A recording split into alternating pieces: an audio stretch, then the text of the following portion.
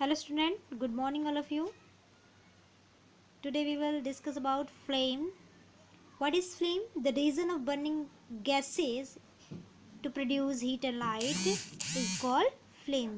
वो reason, जैसे कि हम यहाँ देख सकते हैं, ये reason जहाँ पर क्या हो रही है, हमारी गैसेस जल रही हैं, वो रीज़न क्या कहलाता है, हमारा फ्लेम कहलाता है।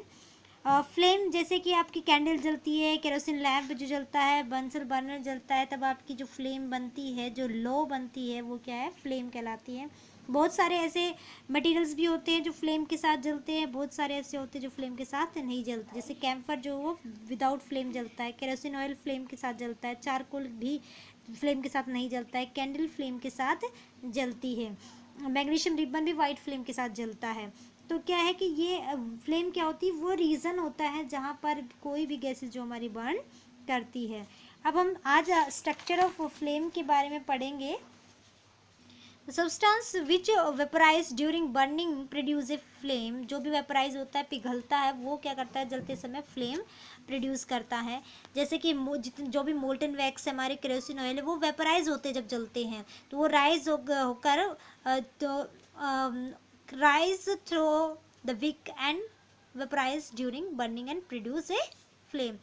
क्या होते हैं, वो वेपराइज होकर ऊपर उठते हैं और वो क्या करते हैं, फिर फ्लेम जो वो प्रोड्यूस करते हैं। For example, charcoal does not vaporise and could not vaporise, then it does not produce a flame.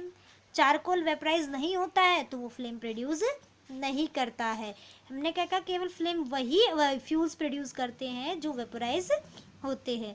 When candle flame is steady, introduce a clean glass light plate into the luminous part. ये देखिए, candle flame रखी हमने और इसको सीधा रखा है और उस पर एक लुमिनस पार्ट जो है, लुमिनस यानी कि जहाँ पर लाइट जलती है, उस पर हमने पेयर ऑफ टंग रख दी है। और इस तरह से ये देखिए, इस circular black ring is formed on the glass side. जिस तरफ से जलेगी वहाँ पर एक सर्कुलर रिंग जो है वो बन जाएगी।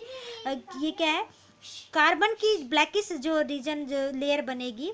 उसके बाद क्या करेंगे, हम hold a thin long copper wire in the outermost zone of the flame for about 30 second. अब जो कॉपर की वायर है उसको भी आउटरमोस्ट जोन के पास रखेंगे काफ़ी समय तक। हम क्या देखेंगे, the copper wire gets red hot. कैसा बन जाएगा, गर्म हो जाएगा। बिल्कुल पास रखा तो ब्लैक बनी, और आउटरमोस्ट जोन में रखा तो रेड। इसका मतलब क्या है, does it show the blue non luminous zone of the flame has the high temperature. जो ब्लू कलर की जोन होती है वो सबसे ज़्यादा हाई टेम्परेचर होता है। फॉर एग्जांपल देखिए, these are the parts of candle flame. ये आउटर मोस्ट पार्ट है, ये हॉटेस्ट पार्ट होता है।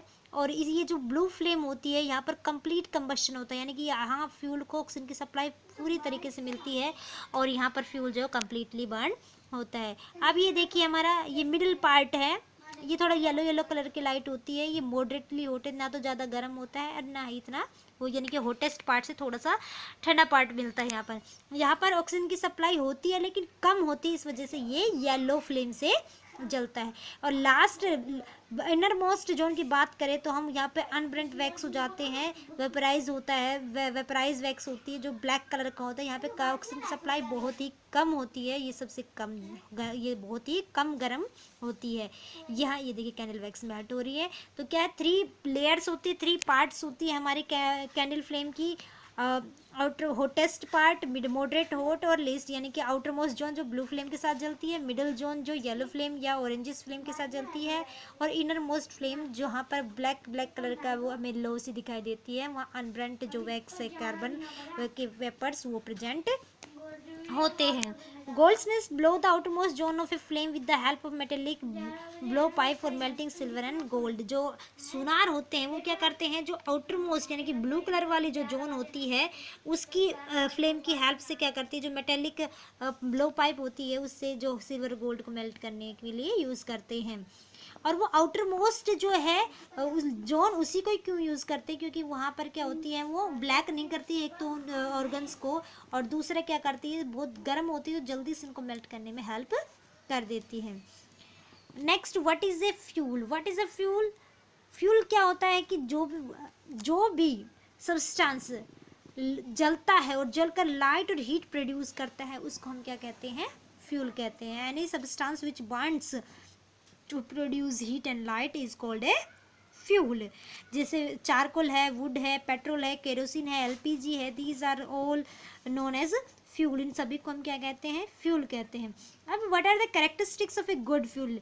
जो गुड फ्यूल है वो सस्ता होगा और इजीली अवेलेबल होगा, और it burns easily in air at moderate rate, यानी कि एयर में आसानी से जल जाएगा मॉडरेट रेट से, यानी कि जल्दी भी नहीं जलेगा और ना ही देर से जलेगा। और जब ये जलेगा तो लार्ज अमाउंट ऑफ हीट जो है ये प्रोड्यूस करेगा, और अपने पीछे कोई भी ऐश, जैसे हम ईंधन को जलाते तो राख बच जाती है पीछे, कोई भी ऐश जो पीछे वो नहीं छोड़ेगा, या कोई रेजिड्यू या स्मोक धुआं वगैरह प्रोड्यूस वो नहीं करता है। There is probably no fuel that could be taken an ideal fuel. अभी तक ऐसा कोई फ्यूल नहीं है जिसको हम आइडल फ्यूल कहें, बट कुछ ऐसे फ्यूल्स हैं जो कुछ बहुत सारी रिक्वायरमेंट जो है एक पर्टिकुलर यूज़ में जो है हमारी गुड फ्यूल की वो पूरी करते हैं। यहाँ पे देखिए नेचुरल गैस भी एक अच्छा फ्यूल है, केरोसिन ऑयल है, कोल है, ये सॉलिड फ्यूल है। तो जो गैसेस फ्यूल होते हैं वो बेटर फ्यूल होते हैं as compare to liquid and solid fuels. Next topic is fuel efficiency. Fuel efficiency means कि कोई जब फ्यूल जलता है तो कितनी अमाउंट ऑफ हीट प्रोड्यूस करता है, ये उसकी क्या कहलाती है? फ्यूल एफिशिएंसी कहलाती है। और जितनी हीट वो प्रोड्यूस करता है वो उसकी क्या कहलाती है? कैलोरीफिक वैल्यू कहलाती है। फॉर एग्जाम्पल, यानी कि जब 1 किलो किसी भी फ्यूल को जब हम जलाते हैं तो जो हीट वो प्रोड्यूस करता है वो उसकी क्या कहलाती है? Calorific value. ये कुछ फ्यूल से हमारे जिनकी कैलोरीफिक वैल्यू गिवन है, यानी कि कितनी हीट, कितनी एफिशिएंसी, कितनी हीट वो प्रोड्यूस कर सकते हैं। Now burning of fuel lead to harmful products, कि जब हम फ्यूल्स को जलाते हैं तो बहुत सारे हार्मफुल नुकसानदेह पदार्थ जो है, प्रोडक्ट्स जो हमारे बनते हैं। फॉर एग्जाम्पल देखिए, increasing fuel consumption causes harmful effects on environment. ज़्यादा जब हम फ्यूल को यूज़ करते हैं तो उससे हमारे एनवायरनमेंट पर, हमारे वातावरण पर उसका हार्मफुल इफेक्ट पड़ता है। जो मेन प्रोडक्ट्स हमारे रिलीज होते हैं वो क्या है? Carbon fuel such as coal, wood, petroleum liberate unburned carbon particles, कि वो बिना जले कार्बन पार्टिकल्स जो है वो एनवायरनमेंट में छोड़ देते हैं। These fine particles are dangerous pollutant causing respiratory disease like asthma. और ये जो पार्टिकल्स होते हैं, कार्बन पार्टिकल, ये बहुत ही डेंजरस पोल्यूटेंट्स हैं और इनसे रेस्पिरेटरी सिस्टम से रिलेटेड काफ़ी डिजीज हो जाती है, जैसे कि asthma. Incomplete combustion produce carbon monoxide. अगर कोई फ्यूल इनसफिशिएंट सप्लाई में जलता ऑक्सीजन की तो उससे कार्बन मोनोऑक्साइड प्रोड्यूस होती है, जो कि बहुत ही पॉइजनस गैस होती है और काफ़ी डेंजरस होती है। काफ़ी it is dangerous to burn coal in closed room. एक बंद रूम में कोल को जलाना बहुत ही डेंजरस हो सकता है, क्योंकि वहाँ से उनके कार्बन डाइऑक्साइड जो है वो रिलीज होती है और वो पर्सन का can kill person sleeping in that room. उस रूम में सोए हुए लोगों को भी जो है वो किल कर सकती है। Next, combustion of most fuel produce carbon dioxide. ज़्यादातर फ्यूल जब जलते हैं तो कार्बन डाइऑक्साइड जो है वो प्रोड्यूस होती है। अगर कार्बन डाइऑक्साइड जो का परसेंटेज जो है हमारे इन्वायरमेंट में इंक्रीज हो जाएगी तो उससे हमारी क्या होगी? ग्लोबल वार्मिंग हो सकती है। ग्लोबल वार्मिंग क्या होता है? जो कंटिन्यूस इंक्रीज होता है टेम्परेचर अर्थ का, यानी कि तो उससे क्या होता है कि जो ग्लेशियर्स होते हैं वो मेल्ट होने स्टार्ट हो जाती है, पोल्स पे जो आइस है वो भी मेल्ट होना स्टार्ट हो जाएगी, तो उससे अर्थ का टेम्परेचर कंटिन्यू इंक्रीज होता है, उसको हम कहते हैं ग्लोबल वार्मिंग। तो क्या होता है उससे एक्चुअली में ये क्या उससे क्या होगा? टेम्परेचर बढ़ने से जो आइस है वो मेल्ट हो जाएगी और जो सी कोस्ट एरिया है वहाँ पर फ्लड के जैसे चांसेस बढ़ जाएंगे या फ्लड भी आ जाएगी, तो उससे काफ़ी जो है हमारा नुकसान हो सकता है। Burning of diesel and coal produce sulphur dioxide. जब हम डीजल और कोल को जलाते हैं तो सल्फर डाइऑक्साइड गैस भी साथ में प्रोड्यूस होती है और ये एक्सट्रीमली कोरोसिव और सफोकेटिव गैस है, यानी कि सफोकेशन प्रोड्यूस करती है। ये बहुत ही ज़्यादा नुकसानदेह है ये गैस हमारे लिए। Moreover petrol engine are responsible for the production of nitrogen oxide gas. Petrol engine से नाइट्रोजन ऑक्साइड गैस भी निकलती है और nitrogen oxide and sulphur dioxide जब बारिश इन्वायरमेंट में जो क्या है वो प्रोड्यूस होती है। जब बारिश होती है तो ये वाटर के साथ डिजोल्व होकर क्या बनाती है?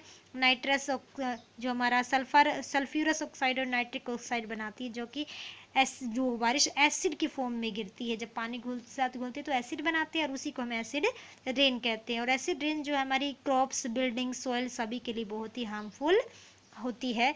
तो यूज जो है पेट्रोल एंड डीजल का ऑटोमोबाइल्स में वो आजकल सीएनजी से रिप्लेस कर दिया गया। CNG means CNG compressed natural gas, क्योंकि सीएनजी जो है वो वेरी स्मॉल अमाउंट में जो क्या है वो प्रोड्यूस करती है pollutants as compare to petrol and diesel.